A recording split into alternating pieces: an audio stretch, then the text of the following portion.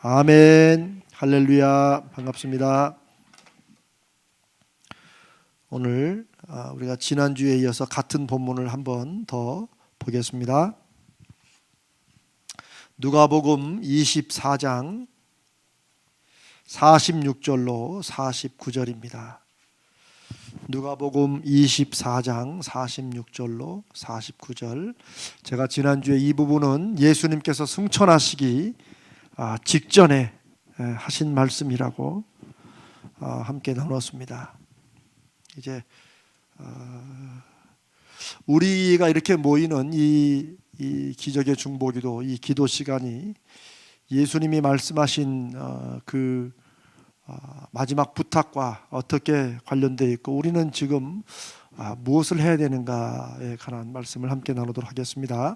누가복음 24장 46절로 49절 우리 한번 한 목소리로 읽겠습니다. 시작.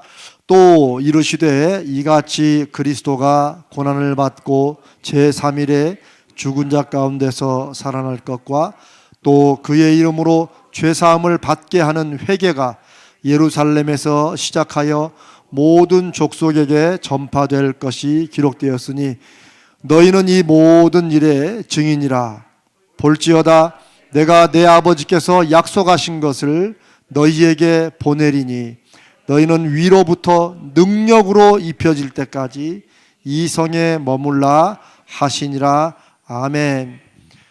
너희는 위로부터 능력으로 입혀질 때까지, 능력이 우리 가운데 충만히 임할 때까지 우리가 다 이거는 우리가 어떻게 할 수 없는 것이구나, 하나님께서 우리에게 이렇게 임재하시는구나 하는 것을 알 때까지 이 성에 머물라. 그래서 이제 누가복음이 어디로 연결돼요? 사도행전으로 연결이 되죠. 그래서 저자가 누가가 같이 썼다 이렇게 했죠.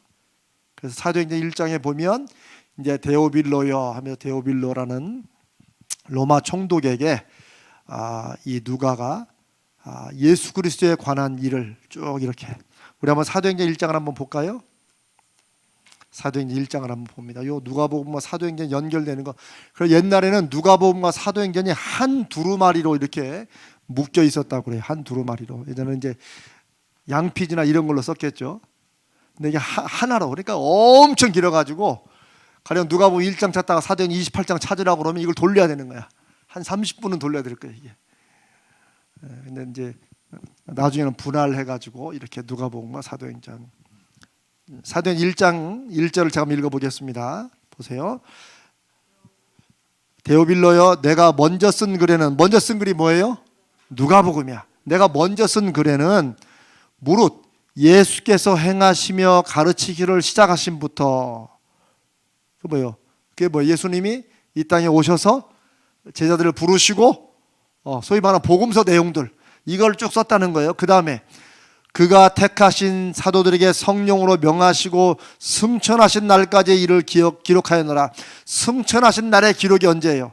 24장, 우리가 방금 읽은 부분. 지금 위로부터 능력으로 입혀질 때까지 떠나지 말고 이 성에 머물러라. 그 다음에 이제 제자들이 감람원으로 가고 기도하러 가고 이러면서 누가복음이 마칩니다. 그가 고난받으신 후에 또한 그들에게 확실한 많은 증거로 친히 살아계심을 나타내사. 이게 왜 중요했겠어요? 우리는 그냥 예수님이 부활하셨으니까 당연히 믿고 넘어가지만, 고난받으신 후에 또한 그가 그들에게 확실한 많은 증거로 친히 살아계심을 나타내사. 고난받으신 건 뭐예요? 십자가에 죽으신 거죠. 그 후에 확실한 많은 증거로 뭘 나타낸 거예요? 살아계신다. 그러니까 우리가 이제 성경 공부를 통해서 이런 걸 강조했지만은, 우리는 지금 당연히 예수님이 죽으시고 부활하셨다는 걸 믿고 살아가지만, 그러나 이게 그냥 옛날에 있었던 일이다라고 생각하면 안 된다. 이게 실제 역사적인 사실이었고, 이게 우리가 믿는 기독교 신앙이 처음 시작될 때는 이게 엄청나게 중요한 사건이었어요. 이게 굉장히 지금 이게 사실이면 믿고 아니면 못 믿고 이걸 판가름하는 역사적인 일들이 일어난 거예요. 예수님도 그걸 아셨는지 뭐예요? 확실한 많은 증거로 뭘 나타내신 거예요? 친히 살아계신 거. 그러니까 예수님이 한두 번 정도 나타나셨다가 안 나타나시면 몇몇 애들이 우리 주님 살아나셨다 해도 헛것 받겠지 이래 되는 거예요. 그렇죠? 우리 그런 거 많잖아요. 너무 보고 싶으면 헛것도 보인다고 그러잖아요. 또 당시에는 어떤 소문이 많이 났었어요. 예수님의 제자들이 예수님의 시신을 훔쳐다가 다른 곳에 장사 지내고 예수님이 살아났다고 한다. 그 군병들에게 대제사장들이 돈을 주고 그렇게 시켰어요.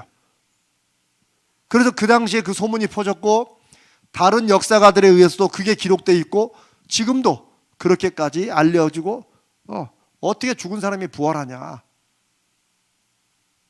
그런 정당하고 어쩌면 상식 수준의 의문을 제기하는 사람이 그때도 엄청 많았고 지금도 그것 때문에 안 믿는 사람도 있고, 근데 우리는 그냥 믿어, 덮어놓고 그냥 믿어 라고 믿는 분들이 많지만 덮어놓고 믿으면 안 된다는 거예요. 우리가 지난주에 성경 공부한 대로 당신 거듭났습니까? 거듭났습니다. 여기까지는 좋아. 거듭난 날짜가 언제입니까? 이거 물어보면 털어막 괜히 막 한참 90년대, 80년대, 90년대 소위 구원파 이게 막 일어날 때 그것 때문에 굉장히 많이 넘어갔어요. 그래서 뭐 교회마다 우리 거듭난 날짜가 언제 하니까 또 어느 교회에서는 세례받은 날짜가 거듭난 날짜 또 이렇게 해가지고 한장은. 그러니까 하나님께서 하나님의 능력과 은혜로 그냥 날짜를 알려주시지 않고 하나님이 은밀한 중에 신비하게 행하신 일은 그렇게 받아들여야지, 그걸 굳이 인간적으로 뭔가를 막 이렇게 따지고 또 거기에 대한 답을 찾아가고 이럴 필요가 없습니다.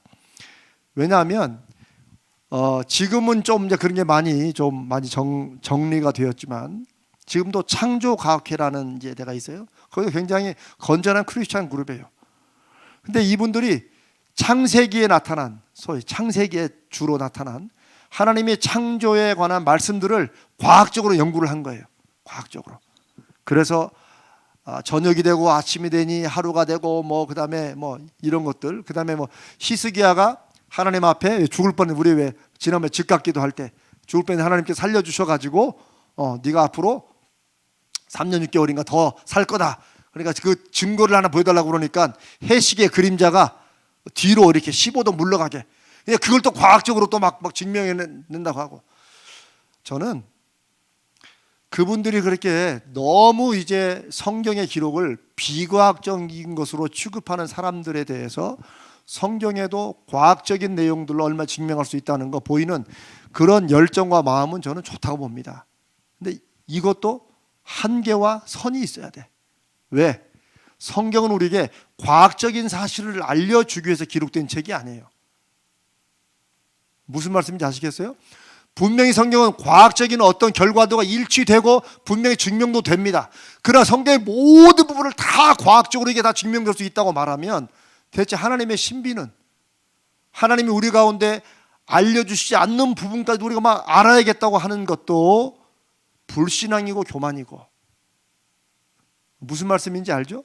하나님이 알려주신 것은 분명히 연구해서 알아야 되지만 하나님이 알려주시지 않는 것은 어차피, 저는 둘 중에 하나 봐요. 어차피 알려줘도 이해를 못하고 알려줘도 이해를 못하고 또 우리가 차라리 모르는 게 더 좋을 수도 있고, 뭐 여러 가지 이유에서 하나님이 안 알려주시면 거기에서 멈춰야지 거기서 더 파고 들어가는 것은 문제라는 거죠.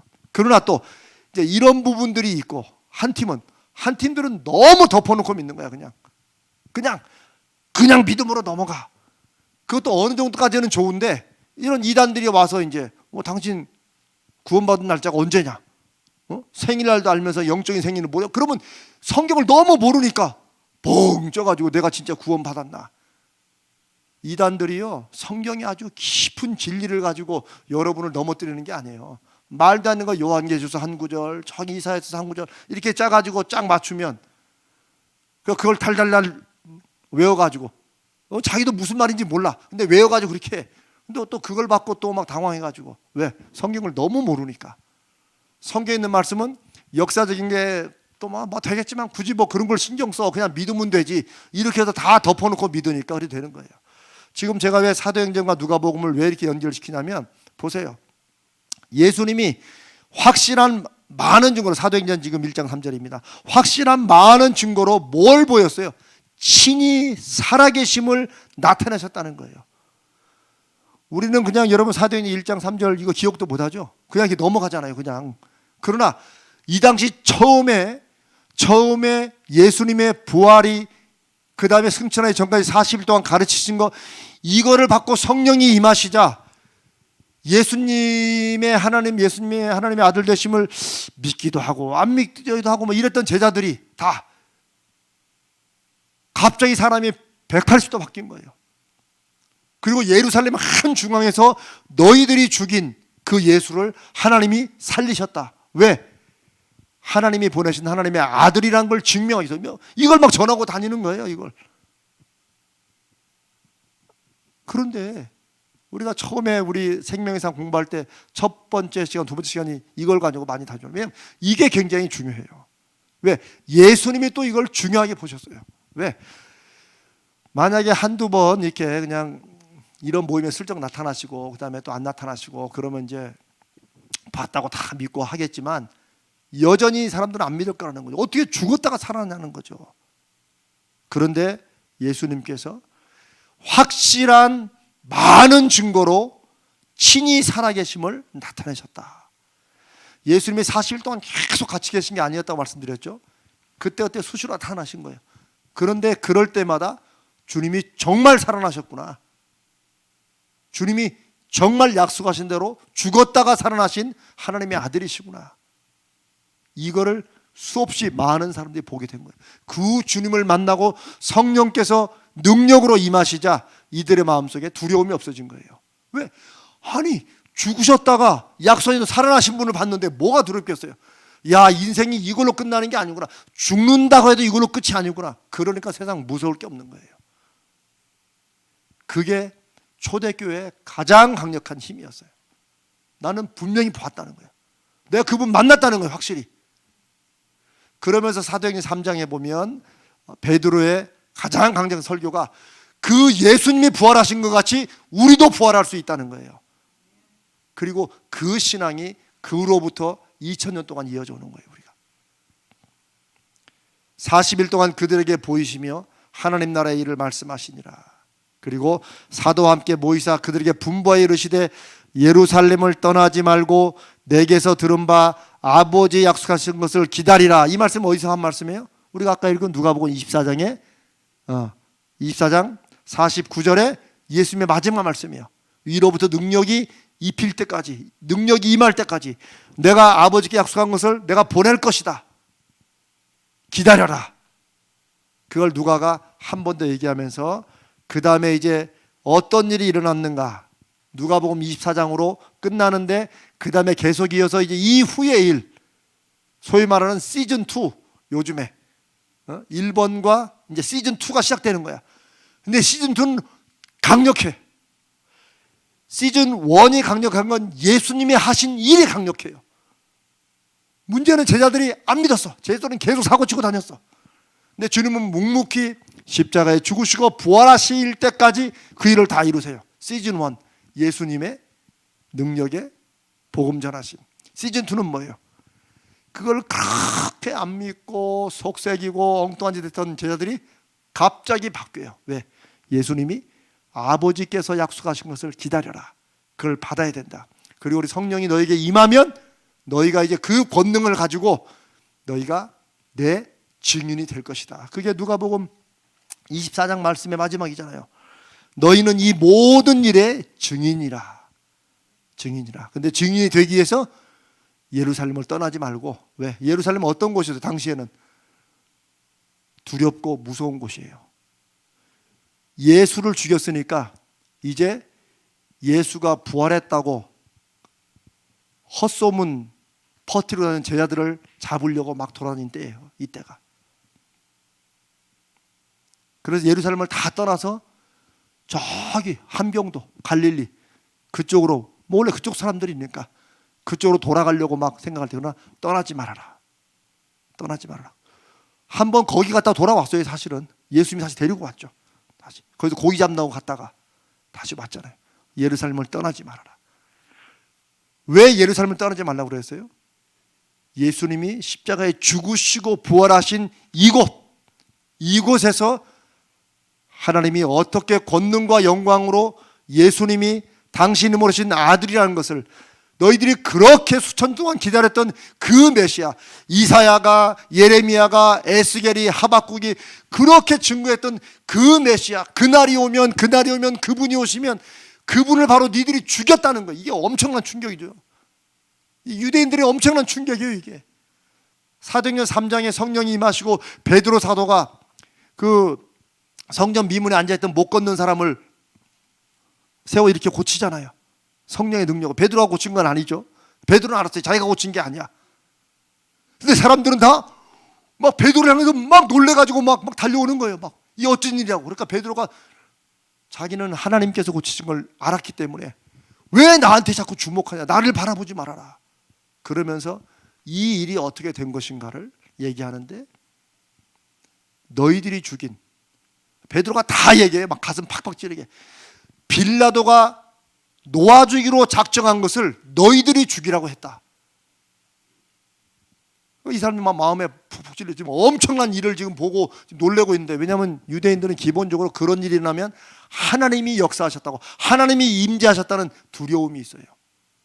그러니까 뭔가 이 기도의 응답이 하나님께서 역사하셨다는 것이 확증되면은요, 사실은 막 오 예 감사함보다는 사실은 거룩한 두려움이 임하는 게 그게 사실이에요. 제가 우리 기중기 이 기도 모임을 하면서 제가 이제 지난주 여러분 앞에 간증처럼 말씀을 나눴잖아요. 우리 기중기 모임이 잘 돼가고 있는데 이 모임을 가득 채우는 게 이게 하마터면 제가 그걸 목표로 삼을 뻔했다.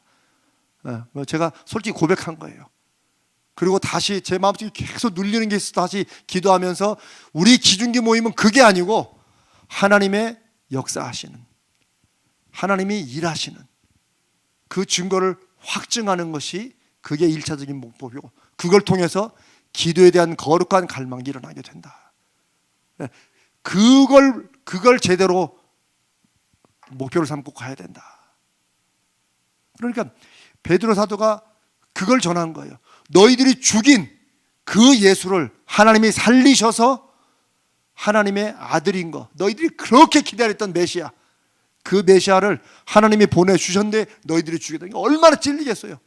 막 가슴이 확 찔려가지고 하나님 앞에 그나마 두려운데 확 찔린 거죠. 그러니까 이 사람들이 어떻게 해야 되느냐, 이 큰 일을 저질렀는데 그 중에는 틀림없이 예수를 십자가에 못 박아 죽으라고 소리 지는 사람이 많았을 거라고. 이다. 너희가 회개하라. 회개하고 주 예수를 믿으라. 그러면 너와 내 집이 구원을 얻는다. 그때 믿은 사람이 5,000명. 그것도 남자만, 맨날 남자만. 그건 제 잘못이 아니에요. 성경에 글을 쓴 거야. 당시 유대 사회가 남자 중심이다. 세례받은 남자만 5,000명이니까 죄송합니다. 우리 여자 성도까지 합치면 또 10,000명이 넘겠지. 어떻게 하루에 5,000명, 10,000명을 전도하겠어요? 누가? 성령님이 일을 시작하시는 거예요. 참 재미있다면 참 놀라운 것은 베드로 같이 사실 베드로는 공부를 전통적으로 안 한 사람으로 나와 있어요.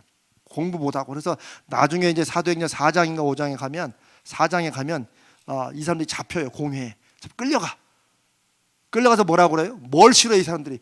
예수의 부활을 근거로 너희들도 부활한다는 것을 전하는 것을 싫어해요. 그러니까 예수님의 부활만 증거한 게 아니고 예수님의 부활을 받지, 그걸 통해서 우리들도 부활한다. 이 세상으로 끝이 아니다. 이게 전부가 아니다. 이걸 전한 거예요. 그러니까 이 사람들이 이제 베드로를 잡아가지고 그거 하지 말라고 막 그러는데 베드로가 또 1장 또 성령이 충만해가지고 또 거침이 없지요. 쫙 얘기하면서 그러면 우리가 사람 말을 듣는 게 좋으냐, 하나님 말을 듣는 게 좋으냐, 이렇게 말하니까 이 사람이 뭐라냐면 이 사람이 원래 공부도 못하고 학식도 없는 그런 보통 뜨내기인 줄 알았는데 그래서 깜짝 놀라는 거예요.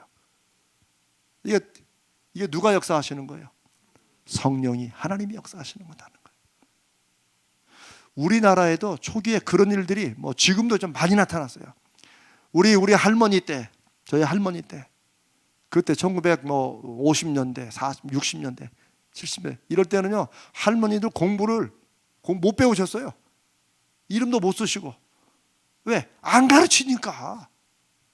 여자가 무슨 공부냐고 뭐.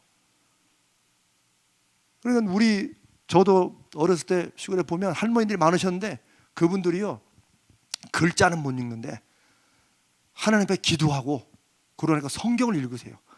그거 아세요? 아니 저는 너무 신기하게, 아니 글자를 못 읽으세요. 간판을 못 읽으셔. 근데 성경은 읽으셔. 저는 지금도 신비입니다. 왜 여기 똑같은 글자인데 오순절 날이 이미 이름에 읽으셔. 찬송도 잘 부르셔 그거. 근데 간판은 못 읽으셔. 하여튼 참 이런 일들이 아마 우리 교회 어렸을 때 다니신 분들은 아마 그런 경험이 있을 거예요. 참 그 성령께서 역사하시는 거예요. 그거를 과학적으로 증명을 따지려고 할 필요 없어요. 하나님이 일하신 것만 믿음으로 아멘하고 받으면 돼요. 그러나 또 우리가 덮어놓고 믿으면 안 돼요. 지금 예수님이 부활하신 그 증거를, 정말로 살아나셨다는 것을 증거하기 위해서 주님이 수없이 나타나세요. 많은 증거를 주세요.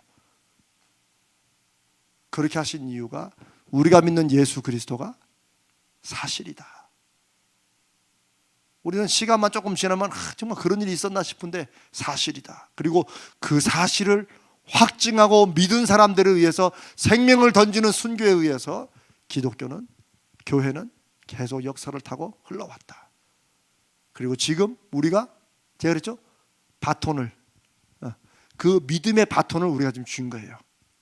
이 시대의 사랑은 우리가 그 믿음의 바톤을 주고 있는 거예요. 여러분이 떨어뜨리면 그러면 우리가 누군가에 전해줘야 될 그 친구는 바톤을 잃어버린 거야. 여러분의 자녀이기도 하고 우리 주변 사람들이요. 내가 살아가는 이 시대 하나님, 내가 하나님의 이 영적인 이 기독교 거룩한 신앙에 그리스도의 부활하심에 대한 이 바톤을 내가 그냥 놓쳐가지고 그 다음 사람이 전달받지 못하는 일이 없도록 저는 적어도 이 믿음의 바톤은 반드시 제가 넘기고 가겠습니다. 뭐 이런 거 하나씩 있어야 되죠. 우리가 여기서 잘 기도해가지고 막 잘 돼가지고 이게 목적이에요. 잘 되든 인간적으로 못 되든 간에 우리는 이 믿음의 바톤만큼은 반드시 넘겨준다. 우리 자식들에게, 우리 이웃 사람들에게 바톤 하나는 넘겨주자. 아멘. 이 누가복음 24장의 마지막 말씀이 바로 그겁니다. 그래서 저는 우리의 미래, 저와 여러분의 어차피 이 시대를 살아가는 함께 부름받은 우리의 미래는, 그리고 우리 교회의 미래는 우리의 이 기도 시간에 달려있다. 왜요? 이 기도는 누구를 힘입어 하는 거예요? 성령께서 우리를 친히 기도로 인도하신다는 거예요. 우리의 기도가 형식적으로는 기독교가 아니더라도 옛날부터 우리는 다 이런저런 종류 다 빌어줘. 여러분 우리 왜 그 옛날 사극 보면 항상 어려운 일 있으면 어려운 일 있으면 어른들이 하는 게 뭐예요? 정한수 떠놓고 기도하는 거 아니에요? 비는 거 아니에요? 그런데 그 기도와 이 기도가 같은 거나 비슷한 걸로 생각하면 안 됩니다. 왜요? 이 기도는 지금 살아계시고 역사하시고 우리한테 기도하라고, 내 이름으로 무엇이든지 내게 구하면 내가 행하리라. 예수님이 요한복음 14장의 마지막 만찬 그때 말씀하신 거예요. 왜? 당신이 하나님의 아들이신 것을 그 기도의 응답으로 제자들에게 분명하게 보이시려고. 하나님도 내 눈과 내 마음이 항상 여기에 있으리라. 저 솔로몬 성전 때 하나님이 나타내 주신 약속이에요. 제가 요번에 신방 다니면서 특별히 이사한 가정들은 제가 저 말씀을 읽고 제가 말씀을 나눴어요. 솔로몬 성전에 주신 약속이 우리와 무슨 상관이 있어요? 이젠 누가 성전이에요? 잘하셨어요. 자, 손을 한번 다 들어보세요. 자, 이렇게 또 손을 들어야 손을 다 들어보세요. 이렇게 손가락으로 다. 자, 성전이 누구예요? 그렇지, 이렇게. 우리가 주님의 성전이에요. 그 제 말씀이 아니고 하나님이 그렇게 하신 것이에요. 예레미야 31장 31절에 이제 내가 내 말씀을 사람의 심령 가운데 새겨놓겠다. 그거 약속이었어요. 그날이 오면 말씀을 우리 심령 가운데 심어주겠다. 예수님이 오셨고 예수님이 아버지 약속하신 성령을 우리 가운데 부어주시고 이제는 성령께서 우리 가운데 거하시면 우리가 뭐가 돼요? 성령이 거하시는 거룩한 전이 된 거예요. 성전이. 그러니까 저는 예수 믿는 사람들이 술, 담배를 먹어야 됩니까? 안 됩니까? 한국에는 그것 때문에 무진장 고민을 어떤 청년은 그것 때문에 몇십 년을 고민하세요. 정말 너 고민하지 말고 너 피고 싶으면 피워라. 제가 그랬다니까요. 피고 싶으면 피워라. 네가 담배 피는 것 때문에 교회를 못 나온다 하지 말고 그냥 나와. 담배 피면서. 여러분 이상합니까? 안 이상해요. 이게 똑같은 질문인데 바꿔보면 돼요. 자, 어떤 사람이 이렇게 질문했대요. 교회 나오는 사람이 담배 피면 됩니까? 술 마시면 됩니까? 그랬더니 그거 안 되지. 그랬대요. 그래서 질문을 바꿨어요. 그러면 제가 술 마시고 담배 피는데 교회 나가면 안 됩니까? 아니야, 교회 나와도 돼. 무슨 말인지 알죠? 우리는 성령님의 역사하심을 믿는 사람들입니다. 아니, 성령님의 역사하심을 인정하는 사람들이에요. 그 믿음이 있어요. 그런데 그 위에다 자꾸 우리끼리 인간적인 뭔가 조건을 많이 둬. 교회 나오면 요건 하지 말아야 되고 저건 해야 되고. 그러느라고 교회가 피곤해져. 왜? 그런 걸 맞춰가느라고. 그게 한국교회의 오랜 전통과 흐름이에요. 저는 그게 잘못됐다, 잘됐다 그걸 말하는 게 그렇게 말하기도 이제 싫어요. 힘들고. 왜냐하면 내가 지금 죄송합니다. 목사로 살아가려도 얼마 안 남았는데 그거 따지고 제가 옛날에 많이 했거든 그거. 근데 정말 불필요하더라고요. 필요 없어요. 오히려 지금 우리 가운데 살아계시고 역사하시는 그 성령님을 의지해서 아이고 담배 피워도 나와봐. 그 안에 성령님이 역사하시면 피우고 싶어도 못 피워 이제. 그걸 우리가 끊으려고 교회 나면서 담배 피운다고 자기가 성령도 아닌데 왜 그렇게 그냥 내버려 두세요. 술 먹고 와도 그래도 술 먹고라도 교회 오니까 참 기쁘다. 이렇게 하면 미안해서라도 안 마실 거야. 근데 그냥 술 냄새 난다고 눈치 주고 왜 그래요? 내버려 두세요 그냥. 왜? 그걸 누구께 맡겨요? 성령께 맡기자는 거예요. 우리는 우리가 판단할 사람이 아니에요. 우리도 판단받지 말아야 돼요. 아멘? 여러분 이번 주에 우리가 오늘 또 이제 올해 보내지만 지난주에 보낸 게 시가 뭐예요? 땡과 딩동댕. 우리는 그냥 손가락 땡을 너무 많이 해요. 땡. 그것도 땡이야 다. 뭐만 하면 다 땡이래. 새벽기도 안 나오면 땡. 너무 그러느라고 우리가 하나님 대신 하나님 노릇하느라고 우리도 피곤하고 다른 사람도 피곤해요. 교회는 그런 곳이 아닙니다. 교회는 성령 하나님이 임하시고 역사하시고 친히 이끌어 가시는 그런 유일한 모임입니다. 아멘? 그러면 그 성령께 맡겨야죠. 저도 목사로서 여러분께 이거 해야 된다 저거 해야 된다 하지 않습니다. 대신에 뭐예요? 저는 기도합니다. 주여 저분이 여기 나와야 되는데 그러면 되지. 너무 인간적으로 우리가 기준을 세워놓고 그런 피곤한 신앙생활 이제 그만합시다. 아멘? 왜요? 성령님이 온전히 주관하시는 교회, 성령님의 일하심이 나타나는 교회. 그래서 저는 우리 교회 미래는 요한복음 24장 49절 볼지어다 내 아버지께서 약속하신 것을 너에게 보내리니 너희는 위로부터 능력으로 입혀질 때까지 이 성에 머물라. 그 약속이 이루어짐으로 복음서에 그렇게 사고뭉치였던 제자들은 목숨까지도 아깝지 않은 하나님의 증인이 되었습니다. 성령님께서 그들을 통하여 어떻게 능력으로 일하셨는지가 기록된 게 사도행전이에요. 그러나 다른 말로는 성령행전이에요. 왜? 사도들은 쓰임받은 도구야. 복음서와 사도행전을 연결하는 핵심 말씀이 너희가 나를 믿으면 내가 하는 일도 하고 이보다 더 큰 일도 할 것이다. 저는 그 말씀에 한번 꽂혀가지고 그게 너무너무 궁금해요. 아니, 예수님이 하신 일을 우리가 하는 건 이해되는데 어떻게 우리가 예수님보다 더 큰 일도 할 수 있느냐. 그 주님이 우리에게 주신 비전이에요. 성령이 임하시면 우리가 제자들이 함께 주님과 함께 하면서 봤던 그보다 더 엄청난 일을 이루신다는 거예요. 누가? 성령께서. 그리고 사도행전은 그 일이 이루어집니다. 심지어 베드로가 예루살렘 거리를 걸어가면 사람들이 와서 그 그림자에라도 우리가 한 2주 전에 나눴던 말씀은 한 여인이 몰래 와서 옷자락을 잡았잖아요. 이렇게 옷자락. 물론 옷자락을 잡느냐 그림자 지나 그건 중요한 게 아니지만 예수님은 옷자락이라도 잡아야 나았는데 베드로는 지나가면 그림자에라도 이렇게 그 그림자에라도 이렇게 하면 나올 걸로. 이런 일들이 어떻게 베드로에게 일어납니까? 성령께서 위로부터 능력으로 붙잡고 사용하실 때 나타난다는 거예요. 그러면 이런 일들이 초대교회로만 머무느냐? 그렇지 않습니다. 하나님은 역사에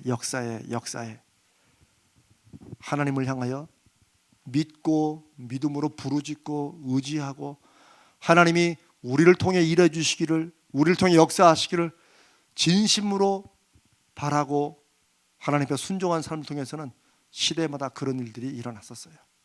개인적으로든 혹은 교회적으로든 아니면 심지어 한 사회가 그렇게 움직이기도 하고. 저는 우리 교회가 이 금요일 날 모이는 이 기중기 모임이 하나님의 성령께서 우리를 사용하시고 우리를 붙잡으시는 그런 증거의 모임이 되기를 간절히 바랍니다. 그래서 제가 지난주에 그런 말씀 나누죠. 그 증거가 나타나는 것은 우리도 아까 오늘 교육제자로 모여서 같이 잠깐 얘기 나누고 기도하면서 그런 우리가 얘기를 했습니다. 우리부터 먼저 해야 된다. 자, 질문. 저를 다 보세요. 인터넷 들어오신 분도 다 보시고 찔리셔야 돼. 자, 지난주에 즉시 기도, 즉각 기도 하셨어요? 안 하셨어요? 이쪽은 조용하시네. 항상 이 스피커가 스테레오로 나와야 되는데 이쪽은. 자, 그러면 한 번으로 했다. 눈을 크게 떠보세요. 못 하신 분은 하셔야 됩니다. 정말 하셔야 돼요. 왜냐하면 여러분들부터, 우리부터, 여기 모인 인터넷 들어오신 우리부터 해봐야 돼요. 저는 우리 교회가 하나님께서 이 시대에 쓰시는 하나님의 도구로 쓰임받느냐 쓰임받지 못하느냐의 하나의 증거는 우리 기도에 있다고 저는 믿습니다. 정말 기도에 있는 거예요. 근데 그 기도에 있는 것이 어떻게 보여지느냐, 제가 그걸 계속 생각하고 고민하다가 제가 지난주에 이게 한번 딱 바뀐 거예요. 아, 기도의 방향을 다시 제대로 잡아야겠구나.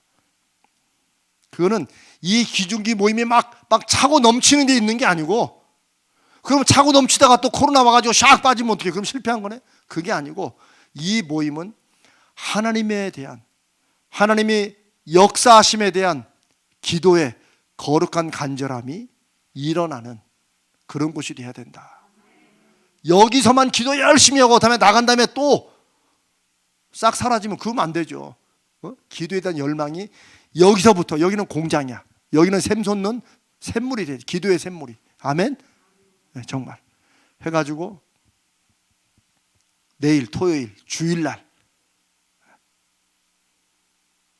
우리 교회에 기도에 대한 거룩한, 정말 거룩하고 진지한 열망과 갈망이 막 일어나야 돼요.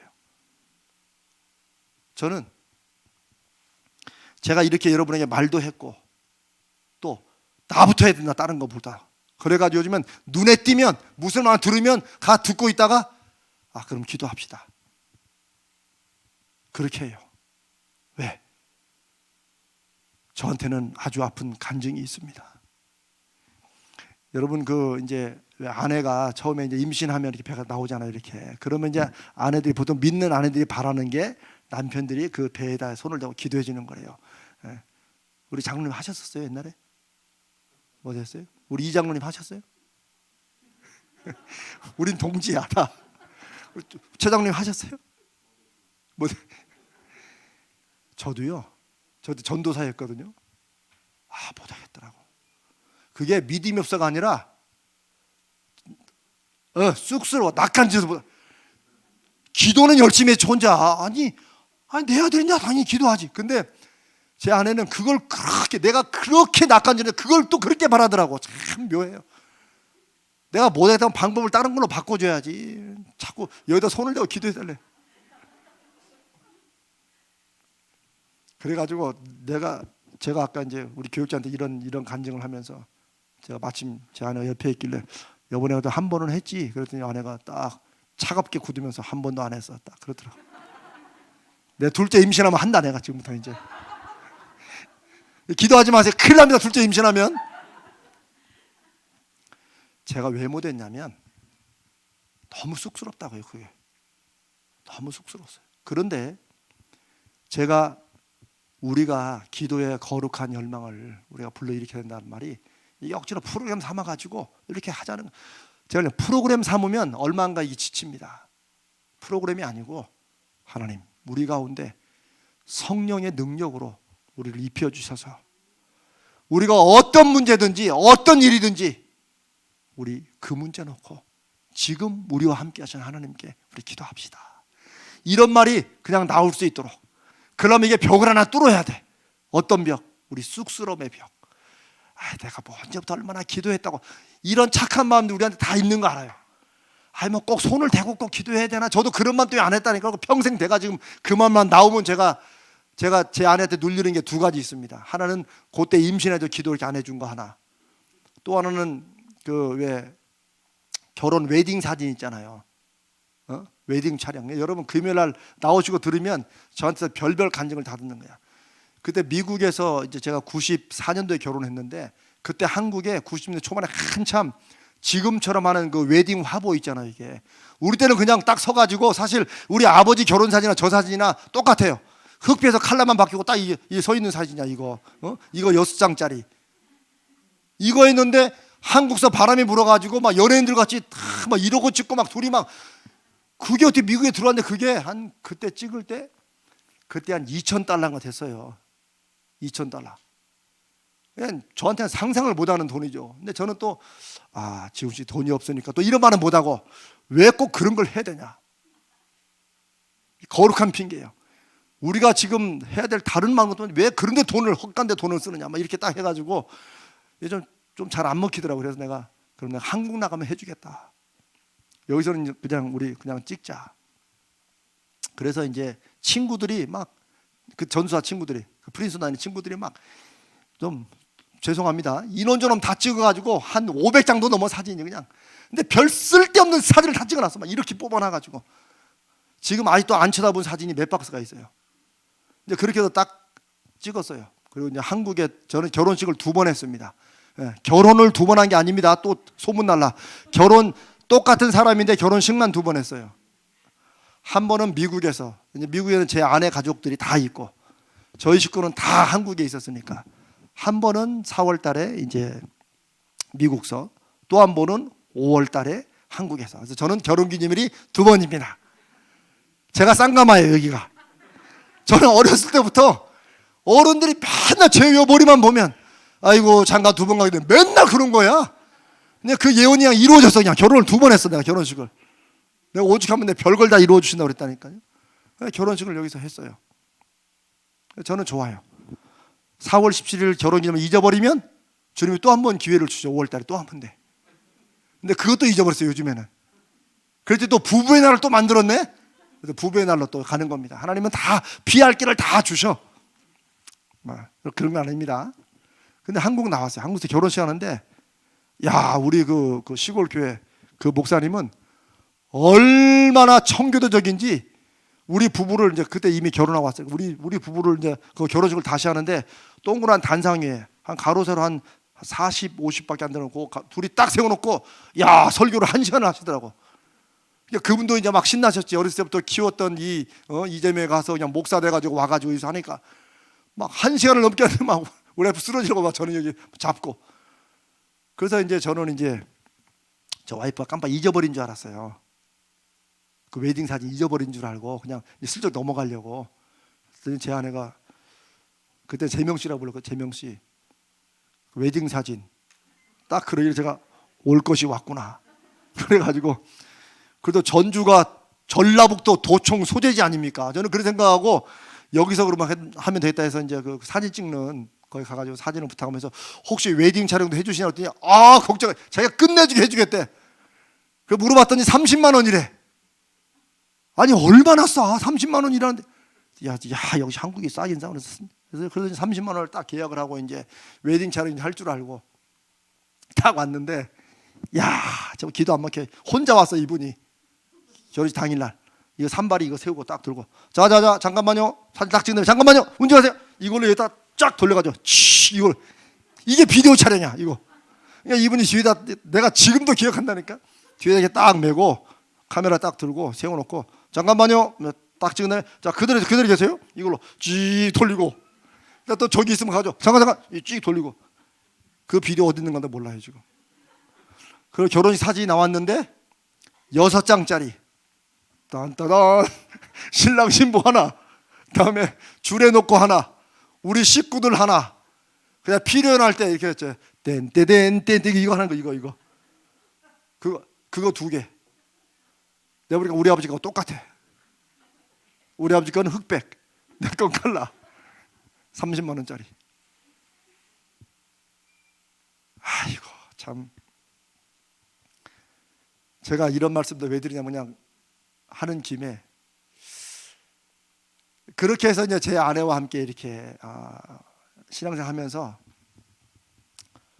제가 기도에 어떤 쑥스러움을 넘어서야 된다. 이제 그거를 말씀드리려는 거예요. 목사인 저도 여전히 그런 게 있어요. 내가 뭐 얼마나 또 기도한다고 그런 걸 꼭 지금 해야 되나. 그런데 이런 인간적인 것을 이제 끊자는 거예요. 아멘. 왜? 우리가 그런 거 생각하면서 이리저리 빠지기에는 하나님에 대한 우리 갈망이 훨씬 크잖아요. 아멘. 우리에게 하나님 그런 하나님에 대한 진지한 열망을 저에게 주십시오. 인간적인 쑥스러움 정도는 이제는 확 걷어버리고, 하나님께 내가 어디서라도 내가 기도한다. 내 사랑하는 성도, 우리 같이 오랜 동안 60년간 같이 신앙생활을 해온 이분이 그냥 지나가는 말로 얘기했지만, 그 지나가는 말이 내 마음에 딱 왔을 때 우리 같이 기도합시다. 내가 위해서 기도해 줄게요. 오히려 이 한마디가 그래 힘내 내가 기도해 줄게, 이거보다 훨씬 더 강력하고 실적인 기도가 되도록, 그런 기도의 거룩한 열망을 우리가 지금부터 해 나가자는 거예요. 아멘. 저는 이제 시작했고, 이미 저는, 여러분들 보시기에 목사님이 하는 건 당연하지 하지만 저는 이미 시작했고, 이제 저는 하여튼 눈에만 띄면 합니다. 이제 우리 전사님들과 목사님들도 이제 더 시작할 거고, 우리 장로님들도 하실 거죠? 아멘. 네, 우리 여기 오늘 대표로 3분 오셨어요. 최 장로님, 이루 장로님, 민 장로님. 장로님들이 하시기 시작하면 다 합니다. 저는 이게 우리의 어떤 프로그램이 아니라 저는 기대합니다. 이번 주일날 만나서 반갑습니다, 잘 지냈어요? 하다가 우연히 어떻게 지냈어요? 제가 지난주에 수술을 해가지고 얘기 쭉 다가 그럼 제가 잠깐 우리 같이 기도할까요? 그러면 그분이 갑자기 그리고 갑자기 웬 기도? 기도합시다. 꼭 목회자만, 교육자만 기도하는 게 아니고, 저는 성령님께서 여러분들의 마음속에 기도해라, 너 나에게 구해라 라고 하는 그런 마음을 주시기를 간절히 바랍니다.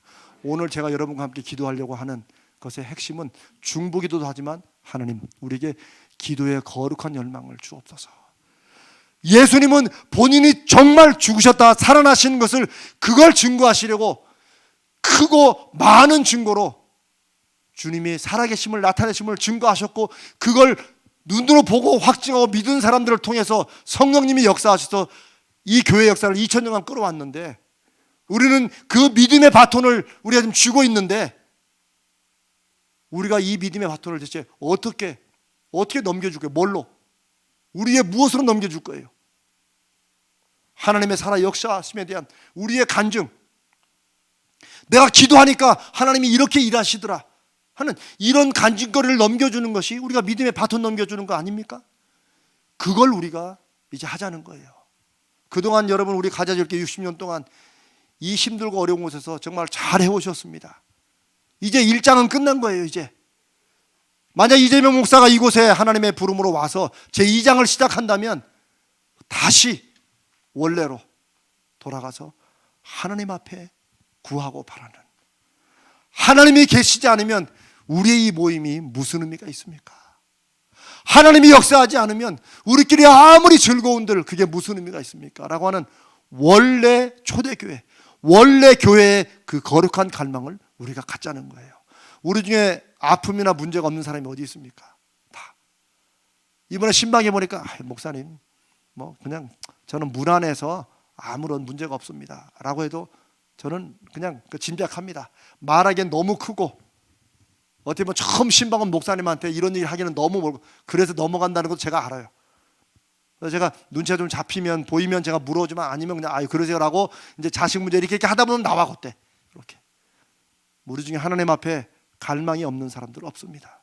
근데 그거를 그동안 내가 그냥 하나님 없이도 풀어왔다고 앞으로도 그렇게 살아가면 안 되잖아요. 그럼 우리가 하나님을 왜 믿습니까? 하나님은 그거 해주시겠다고, 내가 무엇이든지 내 이름으로 구해라 그러면 내가 행하겠다. 왜? 그걸 통해서 내가 하나님의 아들인 거, 내가 이 땅에서 너에게 준 말이 정말 사실이란 거, 그거 믿으라는 거예요. 우리가 기도해서 응답 딱 받고 오 예스 끝났어, 내 필요한 것만 채우라는 그런 뜻이 아니고 이걸 통해서 뭘 받으라는 거예요? 하나님 말씀이 이게 사실이구나, 그 약속이 정말로 이루어지는구나, 이거 확증 받으라는 거예요. 아멘. 그게 우리의 이 기중기 모임의 이유입니다. 우리가 지금 하나님 앞에 드리고 받는 이 기도의 응답이 좀 죄송한 말씀이지만 일회용 반짝고 되면 안 돼요. 어디 좀 상처나면 반짝고 쫙 붙여 주여 응답 왔습니다. 반짝고 아무리 붙여도 정말 큰 수술 일어나면 그러면 하나님 기도 안 하고 딴 데로 갈 거 아닙니까? 하나님께서 우리에게 기도하라고 하시는 것은 하나님이 우리에게 필요한 영적 변화를 하나님이 시작할 수 있도록 우리를 통해 사도행전처럼 하나님이 여러분과 저의 인생을 붙잡고 하나님이 일을 하실 수 있도록 준비하라는 거예요. 근데 그 준비는 우리의 마음의 준비로부터 되는 거예요. 어떤 마음의 준비? 나를 사용하시옵소서. 내가 무엇이든지 순종하겠습니다. 그런데 그 순종은 어디서 와요? 하나님에 대한 확신에서 오죠. 어떤 확신? 하나님이 살아계시는구나. 죄송합니다. 하나님이 정말 역사하시는구나. 이 확신은 우리가 믿어야지 한다고 믿어지는 게 아니고 그냥 훅 가슴에 확신으로 들어오는 거예요. 우리가 기도 제목에 오늘도 기도 응답이 또 하나 받고 매주마다 하나님께서 주시는 것은 이게 그 기도하니까 뭐 잘 응답돼, 우리가 기억지 못할 수 없이 많은 응답들을 쌓기 위해서 하는 것이 아니고 적어도 이 기도 제목의 응답을 하나님 앞에 올린 이 성도, 오늘 보니까 하나님께 감사와 영광 올립니다. 피부병이 다 나았습니다. 할렐루야. 안 믿는 사람들은 피부병이야, 병원 가서 약만 한번 바르면 낫게, 그런 사람은 그렇게 낫고, 우리는 약을 발라도 약을 먹어도 하나님이 역사해 주실 것을 믿고 바라는데, 저는 이 성도에게 정말 두렵고 떨림으로, 거룩한 두려움으로 하나님이 낫게 하셨구나, 이게 가슴에 확 박히는 그런 응답이 되기를 바라는 것입니다. 우리는 크고 작은 많은 기도 응답을 막 바라는, 여기가 막 기도 응답이 된다, 이게 핵심이 아니고 그걸 통해서 하나님이 살아계시고 역사하신다. 그러니 그 하나님께 이제 우리의 삶을 다 맡겨도 하나님이 주관하실 것이다. 여기까지 올라가야 돼요. 그리고 그걸 위해서 우리 교회 오늘 기중교회에 이렇게 함께 모인, 그리고 오늘 인터넷 들어온 우리 성도들에게 부족한 종이 제가 지금 말씀을 나누지만 이 말씀을 통해서 여러분 심령마다 나도 한번 해봐야겠다, 하나님이 나도 살아계신 건 믿고 알지만 한번 정말로 하나님이 한번 일하시도록 나도 한번 해볼까 하는 이런 마음들 성령께서 여러분에게 불러일으켜 주시기를 주님의 이름으로 간절히 바랍니다. 제가 얼마 전에 양배추 잠깐 말씀드렸잖아요. 양배추 먹고 암 나온 사람이 간증했더니 성도들이 막 할렐루야 아멘 하면서 막 다음날 그냥 가락시장에 양배추가 다 사라졌다고. 이게 실제 있었던 일이에요. 실제로 제가 저희 어머니께 들은 사건이에요. 뭐 그럴 수도 있겠죠. 그러나 전국의 양배추를 다 동낸다 한들 그 양배추의 능력이 있냐는 거예요. 아니죠. 기도하는 한 성도의 그 간절함에 하나님께서 왜 그런지 모르지만 양배추 먹으라고 말씀하셨고, 이 성도는 그냥 모든 약 끊고 양배추만 먹었고, 하나님은 그렇게 역사하셨고, 그러면 하나님이 증거되고 하나님이 보여야 되는데 이분들은 양배추? 양배추 먹는다고 암이 다 나오면 양배추가 뭐 특별한 것이 되지요. 저는 저와 여러분은 각자의 삶에도 하나님이 주시는 분명한 표적의 사인이 있기를 주님의 이름으로 축복합니다. 그게 있어야 돼요. 저는 이제 우리 가자제일교회 모든 걸 걸었습니다. 이 가자제일교회 하나님이 역사하시게 나타나면 저는 나타날 거라고 믿습니다만, 나타나면 하나님이 나를 하나님의 종으로 쓰시는구나, 저는 이제 그렇게 믿는 거예요. 그러니까 여러분이 잘 되는 게 제가 잘 되는 거예요. 이제 나 큰일 났어요. 여러분이 잘 돼야 된다니까요. 여러분이 잘 안 되면 나는 이제 목사 인생 종치는 거야. 이제 여러분 다 잘 되셔야 돼요. 아멘. 정말로 제가 그걸 위해서 기도하고 말씀 준비하고 전하고 그렇게 할 테니까 여러분 잘 되셔야 돼. 사업도 잘 되시고 직장도 잘 되고 자녀도 잘 되고 좀 잘 돼야 내가 덕 좀 보지요. 내가 이제 어디로 가겠어요. 이제 좀 불쌍해 보이죠. 여러분 잘 되셔야 됩니다. 아멘. 그리고 여러분이 잘 되시면 그 잘됨을 통해서 하나님을 발견하시기를 바랍니다. 아멘. 이 작은 기도에도 응답하시는 하나님, 세상에 그 위대하신 하나님이 나의 여기 2020년 여기 살아가는 요 내 이 작은 기도에 하나님이 그것까지도 들어주시는구나. 이런 하나님을 가슴 깊이 만나야 돼요. 영혼이 울리도록. 나 이제 다시는 주님 내가 의심하지 않습니다. 이제는 내 모든 걸 다 드려도 주님 괜찮습니다. 시편 23편에 다윗이 고백한 것처럼 여호와는 나의 목자시니 내게 부족함이 없다. 저는 그런 번역보다 여호와는 나의 목자시니 내가 더 이상 바랄 게 없다. 저는 이 말씀이 더 좋습니다. 주님이 목자 되시니 나는 주님의 뒤만 따라가면 돼. 졸졸졸졸. 내가 이거저거 바랄 게 없어. 막 양이 뒤에 막 온통 막 다 싸지머지고 막 이렇게 갈 필요가 없다는 거야. 양은 그냥 목자의 뒤만 이것만 안 놓치면 돼. 그 소리만 안 놓치면 되는 거예요.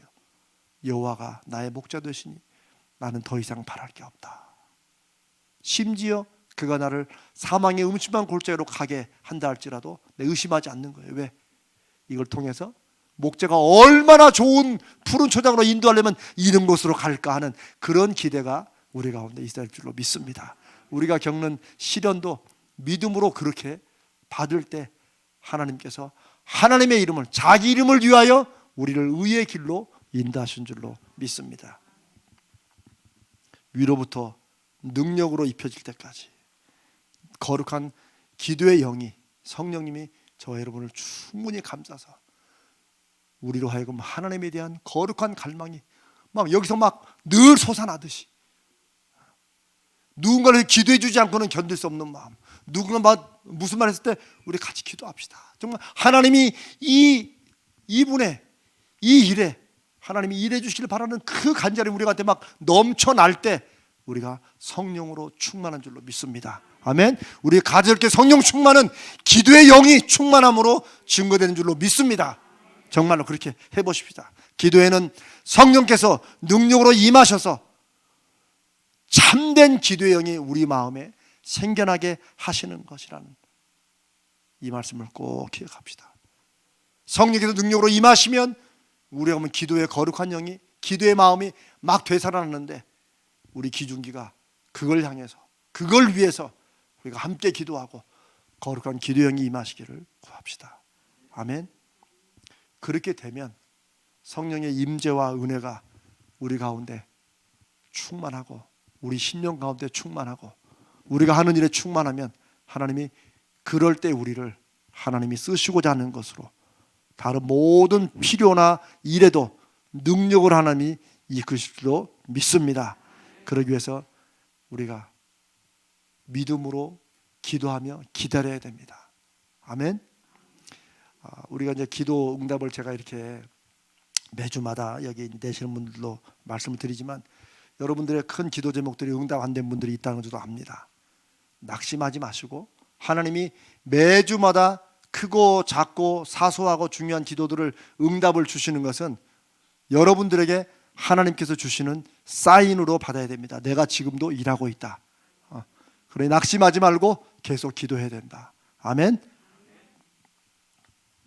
그 다음에 정기적으로 함께 모여서 우리가 이렇게 기도하고 또 여러분이 홀로 여러분의 집에서나 또 여러분의 가정에서나 직장에서나 잠깐이라도 하나님, 제가 기도하는 것 하나님 어떻게 응답하시겠습니까? 제가 무엇을 할까요? 하여튼 성령과의 이 계속되는 교통이 우리 가운데 정말 나타나고 시작되기를 간절히 바랍니다. 성령이 임재하시면 우리가 주님의 이름을 부르기만 해도 우리 가운데 임재하심이 느껴지는, 이제 이거를 우리가 함께 경험하고 그렇게 가자는 것입니다. 간절히 기도하기는 하나님, 우리 가자제일교회 기도에 강하고 급한 바람이 임하게 역사하여 주시옵소서. 우리가 기도할 때마다 성령님의 거룩하신 임재하심이, 성령님의 인도하심이, 성령이 친히 이끌고 하시는 주도하심이 우리 가운데 있게 하여 주시옵소서. 우리 이렇게 같이 한번 기도합시다. 주님께서 말씀하셨습니다. 아버지께서 주실 것을 내가 너에게 보내겠다. 그러니 위로부터 능력으로 덧입으실 때까지 기다려라. 이 시간만이 아니고 이제부터 우리 교회의 모든 관심은 성령님의 임재하심, 하나님의 영이 우리로 하여금 더 기도하게 하고 하나님의 역사에 대한 갈망을 주시는 이런 것이 우리 가운데 계속 있고, 이것을 믿는 믿음으로 우리 교회에 모일 때마다 곳곳에서 하나님의 은혜와 임재와 응답을 구하는 이런 기도의 이 모습들이 정말 비 온 날에 이 죽순들이 막 새싹들이 나오듯이 그렇게 나오기를 간절히 바랍니다. 우리 한번 이렇게 같이 간절히 하나님 앞에 간절히 부르짖으며 우리 함께 기도합니다. 주여 성령으로 충만케 하여 주옵소서. 주님 성령으로 충만케 하여 주옵소서. 주여 성령으로 충만케 하여 주옵소서. 큰 소리를 하지 않더라도 우리의 간절함으로 하나님 앞에 성령의 충만을 우리 주님 앞에 구하며 함께 기도합니다. 주여 성령으로 충만케 하여 주옵소서. 주여 성령으로 충만케 하여 주옵소서. 살아계시고 역사하시는 하나님 아버지,